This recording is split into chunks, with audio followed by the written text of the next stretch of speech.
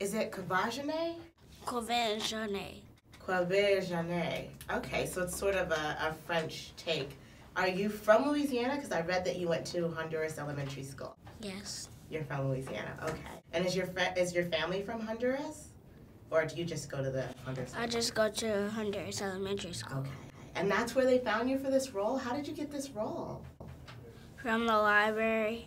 From the library? Yeah, the auditions were at the library. Okay. And did your parents sign you up? My mom did. Your mom did. And did you decide that you want to be an actress when you grow up? Yes. Yeah, you did a really good job in this movie. Thank you. You're welcome.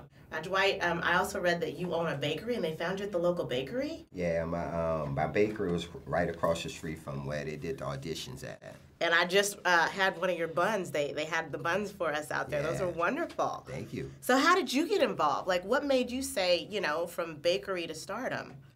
They used to put flyers in the bakery if anybody want to audition for a part for my customers, pull a number and give them a call. One day I decided to pull a number myself and go over there and do a reading, and I did a reading. They called me back, and I got the part. And you had never acted before? Never acted before. Never acted. You guys were both so beautiful. Your chemistry was phenomenal. You play, father and daughter.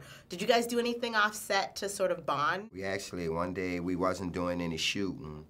And, I'm a chef, I'm a cook, I love cooking and baking, so me and her, they decided to put us in the kitchen together. We went in the kitchen, we baked cookies together.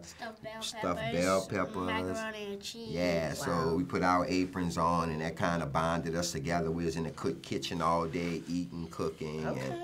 And so I often bought pastries to her every day. I'm sure that definitely buttered her up. Yes. All right, now you guys live in a place called the bathtub in this film, and there's a concept of home where I think from an external, with Katrina, we were sort of taught that the people who live in an area like the bathtub are referred to as poor or impoverished. There was nothing impoverished about the people who live in the bathtub. Can you talk to me a little bit about that and about, I guess, home and the concept of what the bathtub was in terms of that environment and why you would fight for it so hard? Because it's the resiliency of the people that live on the Gulf Coast, and it's the things that we have to go through on living on the Gulf Coast. We often have to go through catastrophic and life-threatening situations throughout the course of our life. So it shows a toughness and a resiliency of the people that live along the Gulf Coast.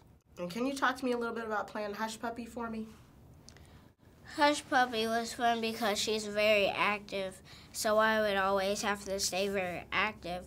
So 8 in the morning to 8 o'clock at night, I would have to be active, and as I get active and active, the pastries he gave me, I would have to eat to get more energy. So. That makes sense. And you got to play a boy, you got to arm wrestle, and you never cried, and this concept of bravery. Do you want to talk to me a little bit about that?